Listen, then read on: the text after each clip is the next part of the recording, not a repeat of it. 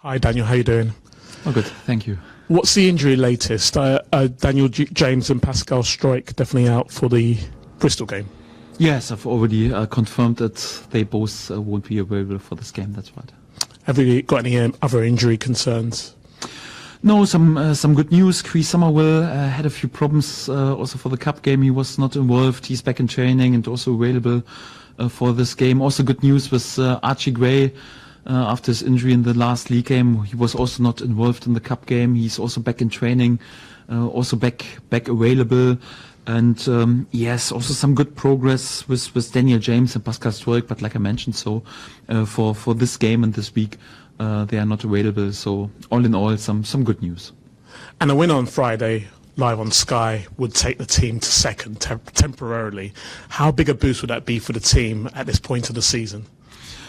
Well, I think it would be the first time that we would be in the top two during the whole season. To the start of the season would be a nice little recognition. But if I'm honest, we're not too addicted to think about the table right now, especially not when other teams have also games in hand. But it's more a big chance in a difficult away game to keep our winning run going, to keep the momentum going, and also to show further on what we're capable of, and also the next chance to return back to a 2-point average per game over the whole season. So it's an impressive record. We have the chance with 3 points to return back to this average, and for that, yes, obviously we are highly motivated also to win points in a difficult away game, and we know that we have to be at our best. You've let a few defenders go in this window. Luke Lynn, Jed Spence have left. Is the defence a priority for you in this window, in the last few hours, few days of the transfer window? Yes, we've spoken about the situation. We had a period during this window when we had also some injury concerns on the centre-back position. Thank God this has eased up a lot due to the situation with Charlie Cresswell. He's right now back available. Also to Liam Cooper, he's back in training, and also some slight progress with Pascal Gross that has eased up. But we spoke about that we definitely could do with 1 or 2 additions in the defense, because we've let 2 players go with Jed Spence and also Luke Ayling. But I also mentioned that the January transfer window is difficult. Yeah, we are playing a fantastic season so far, and it's difficult also to improve our squad. And we don't bring just any number in because we have proper numbers. And if we want to bring numbers in, we've also a good academy, good under 18, good under 21. So if we want to bring a player in, then just a full package where we think, okay, he's desperate to be here. He has a good character, good personality. Has really good quality and proves us, and it's also affordable. This is also a bit tricky, and during January it's never easy to find this whole package. We will use the last 24 hours also to work on it, and if there is a perfect fit, yeah, great, then we do this, and if not, then we don't do this, and we keep going with what we've got. And we have got a really good group, and we've come so far exactly with this group. I wouldn't be too concerned, but if we do something, then definitely on these positions, yes. In terms of potential incomings, Ben Godfrey is a name that's been mentioned and linked with the club. Is he the type of person who would bolster your squad? I never comment any names, because I'm too respectful also to know that other players are under contract for other clubs, and I also don't want other clubs to comment our players. So for that, we just speak about business once business is done, and then we are also allowed to speak about players. But as long as a player is not my player, I never give any comments in public. I could tell you that Lionel Messi is a top class player, a world class player, but about all the other players, no comments. And your captain, Liam Cooper, there's speculation around his future. Is there any kind of reassurance you can give to fans that he won't be moving on in this window? Yes, I've spoken about that. No one of our key players will leave the club. No player who is there with lots of game time and importance. And Liam is our club captain. Liam has played many minutes also in the last weeks, although he was also out with an injury. He has not played each and every game, and was also sometimes just used as a sub. But he's still one of our key players, our cornerstones, and for that it stays the same. I spoke about no one of our cornerstones will leave the club, and for that Liam will definitely stay with us. Dan, would it be fair to say that you are still confident that you might be adding before tomorrow night's deadline?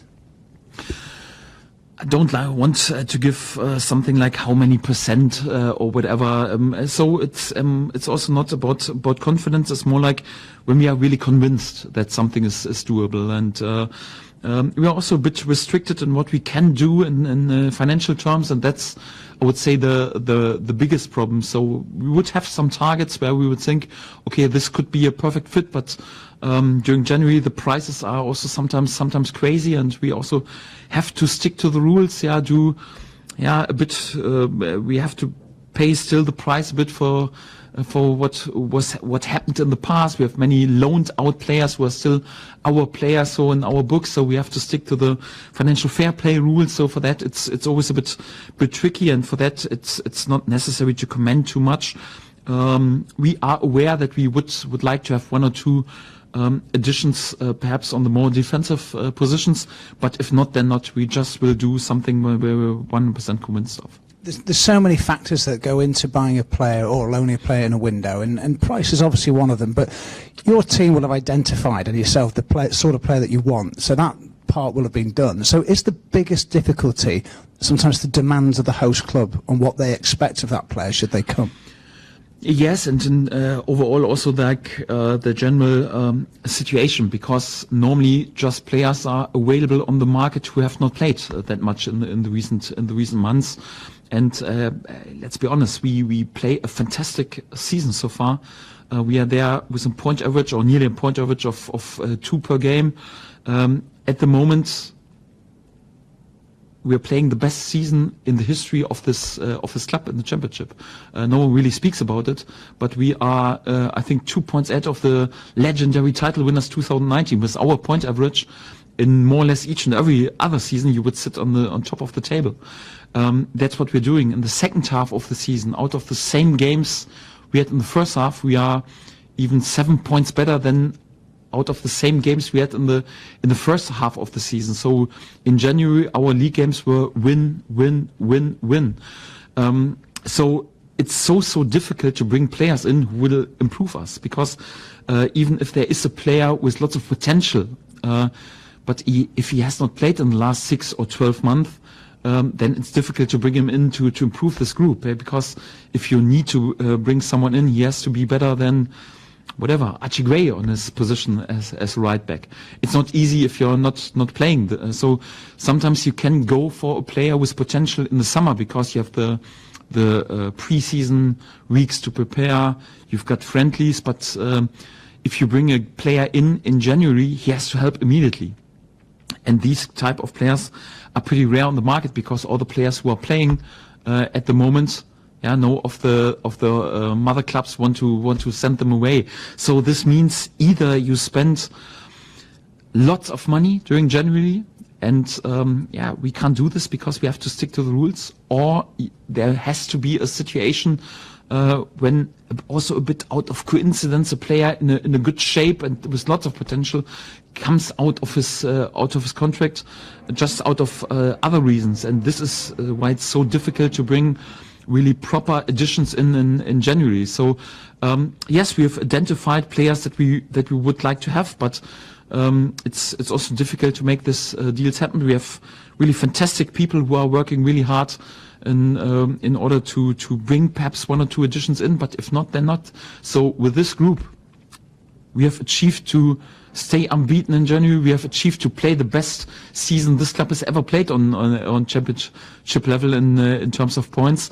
And I wouldn't be concerned at all if we just go with this lads, because at the moment, when you have a pretty tight group, you have also lots of spirit and unity and togetherness, because each and every player is needed at the moment. Every player has a task, and this is also my experience in this league for the run in.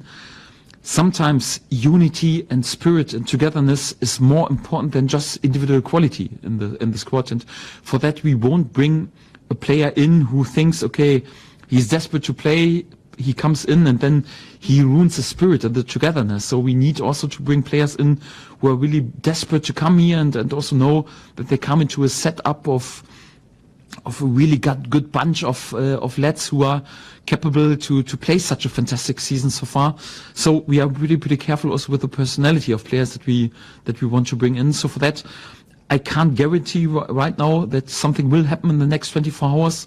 But what I can guarantee is that we're trying everything till the last final hour to make such a transfer perhaps happen. And if not, then not. Then I'm not concerned. Then we go with what we've got. And this has brought us into such a position, and there's no need to worry. And it's one of the biggest challenges for you, Daniel, being able to focus just on the football now because of the noise of the windows right up until this game, pretty much, isn't it? Have you been able to carry on as normal, or has it been a little bit more distracting than normal?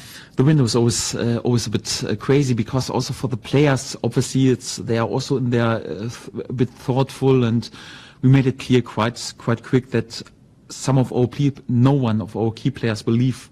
So for them, everything is clear. But it's also clear that sometimes fringe players, when not there with many minutes, are also thinking about perhaps some options. And for that, yes, obviously they also think about their career. And there's also lots of noise. And also for me and my coaching staff, also you have to talk sometimes with some possible targets, and also to watch sometimes players. It's not that easy to be focused, but this is also my job to make sure that our players, our group, is really focused on the games. Means quite often additional load and additional hours that you have to spend in these terms. But that's also the reason why I'm quite happy that in 2 days it's more or less over, and I really can concentrate on football again and don't have to talk too much about business pieces. So I'm looking forward that the window is closed, but the next 24 hours, yes, we have to stay awake a bit. Yes, that's right. Can you tell us a bit about Pascal's injury? Because at first you obviously thought it might be a minor, slight thing, and it's developed a little bit more. Have you had to think about surgery, or has it not been that serious? No, it looks good. So he has finished, meanwhile, his injection therapy, and the rescan was quite good. There is progress in his healing. He's also back and doing individual running stuff also outside on the pitch. This is good, but he's at the moment definitely at least 2 weeks away from team training. So we will definitely be without him for the next couple of weeks. We hope that it's then much improved, and that after that he can return back, because he was and is still also a crucial player. For us, it's a tricky injury, because everyone was expecting that the healing would be much quicker, and it wouldn't be such a big problem. But yeah, sometimes you have to work on a daily basis. What we're doing with him. So I'm quite pleased that the rescan was good, and that he's back out at least in running boots on the training pitch, and can work on his fitness level and further on in his rehab. I hope it's just a question of weeks and not about months, but it's still, again, sadly too early to speak about the exact time frame that in 18 days he will be back in training or something like this. It's definitely confirmed that he will be out of team training in the next 2 weeks, and then hopefully after that he can return back to team training pretty soon. We've seen a few young players go out this month. For what reasons do you come to a decision that a young player is not going to be part of your immediate plans, and how difficult is it to make that decision? It differs. You can't give just a general answer. I think you have to judge each and every player individually. So when, for example, a young player from, for example, the under 18 comes into our group, I'm not a friend after 2 weeks to send him away. So I think sometimes young players also have to grow by being in the first team environment, by being involved in the training, and also improved by the training intensity and training quality. But if a young player is then there with us for quite a long time, and he's struggling to get some game time, then it's also beneficial to send him out on loan. And had also good experiences when I think, for example, about my former club. We've sent players like James Maddison, for example, out on loan, and he came back after a tough spell in Scotland, also grown up in his personality, and was a different type of players. We've done this with several other players as well, and sometimes it's a good choice because it's sometimes for these young players the first time that you're a bit more like on your own, and you also grow in your personality, and sometimes you also just can grow if you play on a weekly base. So this makes sometimes sense, but sometimes it's also just a decision about quality, when we got the feeling, okay, our quality in the first team is a bit too high for him at the moment, and for that we allow then also move to perhaps a team where he has bigger chances to be involved. So there can be different reasons, and I think it's important that you just judge carefully for each and every player what is the best for him, and also keeping, of course, in mind what is the best for Leeds United. That's even more important. Have you been close to anything in the market, Daniel? Have there been deals that you thought were going to happen and then didn't, or is it not quite played out like that so far? Yes, if I am allowed to speak about some secrets, it was also 1 or 2 times pretty close, and then an injury was there, and we can't afford to bring players in who will be out with an injury for weeks, because if we bring players in, they should help immediately. It was 1 or 2 times like this, but I don't want to speak about names because it stays the same. I want to treat players who are under contract with other clubs with respect and with class, because I would expect each and every other player to do this the same with our players, and for that, no names, but it was 1 or 2 times already very close. Yes, that's right. And what about the other business that's been done in the Championship? Do you feel like teams around you, your sort of direct rivals, are coming out of this window stronger or not? If I'm honest, I have not thought too much about it, and also it doesn't force if some players who are around us on the table do something in terms of incomings or outgoings. It doesn't affect what we want to do, because I think we are definitely doing just business that is sensible for Leeds United. It's not like we feel forced because opponent, for example, signs 2 or 3 players, and right now we are panicking and thinking, oh, just in order to show that we are ambitious, we do something.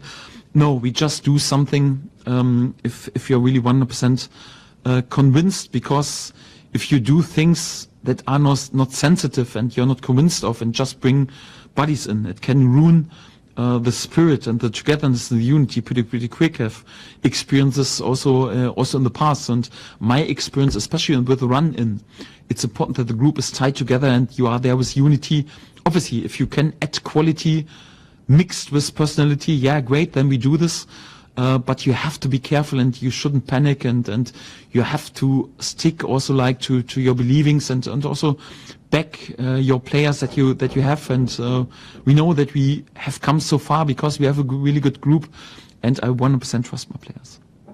Okay, we're going to do embargo second.